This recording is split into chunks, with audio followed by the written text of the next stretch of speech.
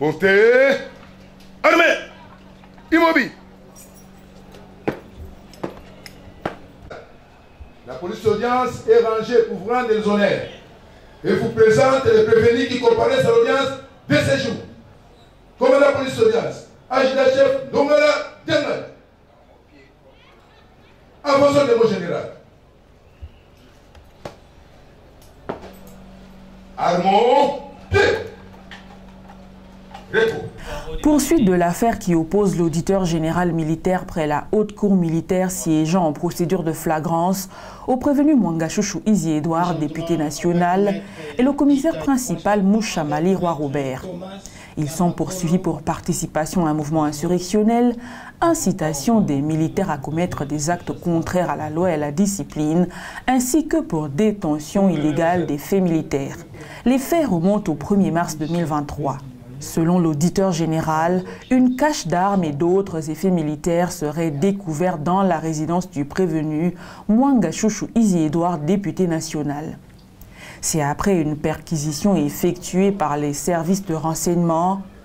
Le prévenu aurait également entreposé des armes dans une de ses résidences à Roubaïa. À l'audience précédente, la haute cour militaire avait ordonné une descente à la Banque centrale du Congo, lieu où était entreposé le coffre-fort saisi lors de la perquisition d'une des résidences du prévenu Mwanga Chouchou par les services de renseignement. À l'audience du jour, la haute cour passe la parole au ministère public pour présenter les effets découverts dans le coffre-fort ouvert lors de la dernière audience. L'organe poursuivant parle des effets saisis lors de la perquisition des services de renseignement ainsi que quelques documents découverts dans le coffre-fort ouvert lors de la descente à la Banque centrale du Congo. Les objets qui étaient saisis directement par les services de renseignement et que nous estimions être objets de l'infraction.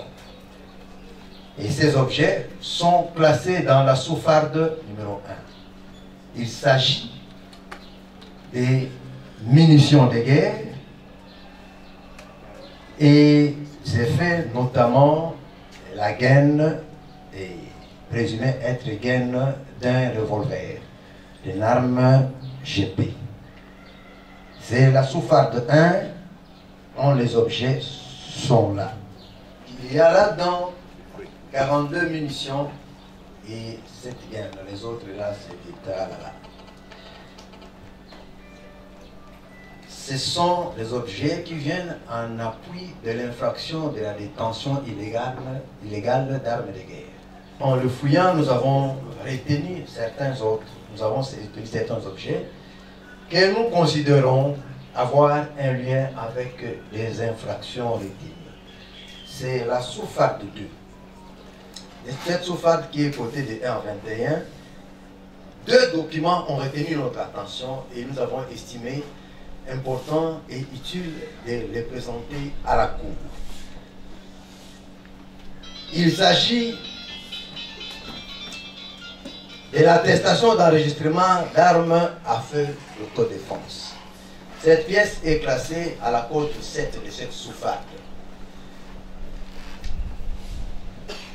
Le document établi au ministère de l'Intérieur de l'époque. Un autre document classé à la code 15. À la code 15 de cette sauvegarde. Il s'agit d'un certificat de test Covid que le prévenu Mwanga Chouchou a effectué alors qu'il s'est trouvé à Kigali, au Rwanda, au mois de mai 2019. Le ministère public soutient qu'un rapport de l'ANR renseigne plusieurs passeports rwandais et congolais. De la côte 1 plutôt à la côte 5 de cette sauvegarde.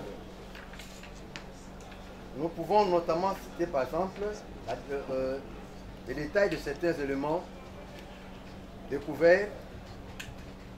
1. Le ministère des Affaires étrangères, la Direction générale des diasporas, mesures prises pour la diaspora rwandaise, le rapport de la compagnie rwandaise, vente de billets, de réunions et tout cela, résumé d'une présentation de projet 1035, renforcement des liens entre la diaspora et le gouvernement rwandais afin de promouvoir le développement et l'investissement. Le jugement de la juridiction populaire appelée communément Gachacha dans le secteur de Mubuga, d'ici de Karongi, 3 photocopies des passeports rwandais, bon, qui ne sont pas établis en son nom, mais quand même de passeports rwandais qui sont trouvés là-bas. Réunion avec le personnel du Rwanda Air Express, rapport sur le contrôle de gestion des stocks du camp de Mugina Nteko, un camp qui est construit dans le Rwanda. Et il y a des rapports de gestion de ces camps-là. Demande de passeport à la Direction Générale de l'Immigration rwandaise, pas demande faite en son nom, mais pour quelqu'un d'autre. Devis de construction d'une maison d'habitation à la commune de Remera, au centre de Kigali. Demande de permis de conduire rwandais. Le prévenu Mwangachouchou Izi-Edouard s'inscrit en faux face aux accusations du ministère public. Et il rejette en bloc toutes les informations liées au passeport rwandais qu'il détiendrait dans son coffre-fort. Je suis congolais d'origine. Je suis congolais d'origine et je combats pour mon Congo. Personne ne peut me pousser à dire des choses que je ne peux pas dire. Je n'ai jamais alors été au Rwanda pour créer une société, on a dit rwandaise, si j'ai compris. Je n'ai jamais participé à aucune réunion et je n'ai jamais demandé qu'on me donne un passeport rwandais. Jamais. S'il y a un passeport qu'on trouve officiellement, que moi j'ai demandé, je ne parlerai plus ici. Donc c'est ça que je voulais vous dire tout simplement. Tout ce que vous avez vu comme passeport, c'est des passeports congolais. Alors, moi je me dis, vraiment, je suis désolé, pour que quelqu'un puisse tout simplement avancer. Pas une discrimination. Je le répète, c'est une discrimination que je ne dis pas à haute cour, mais que les services de l'État voudraient me faire. Les avocats de la partie prévenue Mwangachouchou Izi-Edouard soutiennent que le motif de l'accusation de leur client n'est toujours pas connu. Ils soulèvent le moyen d'inconstitutionnalité. Les avocats de la partie civile La République démocratique du Congo parlent de manœuvres dilatoires, ce qui suscite un débat. On se retrouve uniquement avec les procès-verbaux de la police, des services de renseignement, et on ne vous dit pas clairement c'est pourquoi on est poursuivi.